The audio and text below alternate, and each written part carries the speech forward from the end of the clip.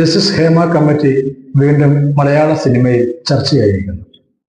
നടി പാർവതി തെരുവോത്ത് മുഖ്യമന്ത്രി പിണറായി വിജയനോട് ഹേമ കമ്മിറ്റി സംബന്ധിച്ച് എന്ത് നിലപാടെടുത്തു, എന്ത് തീരുമാനമായി എന്ന ഒരു സോഷ്യൽ മീഡിയ ചോദ്യത്തിലൂടെയാണ് ഹേമ കമ്മിറ്റി വീണ്ടും സജീവമായ ചർച്ചയായിരിക്കുന്നത്.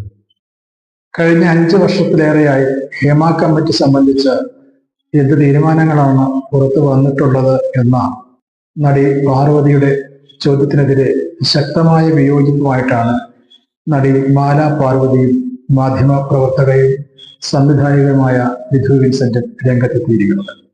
ഇന്ന് മന്ത്രി സജി ചെറിയാനും പാർവതിയെ രൂക്ഷമായി വിമർശിച്ചുകൊണ്ട് രംഗത്തെത്തിയിട്ടുണ്ട്.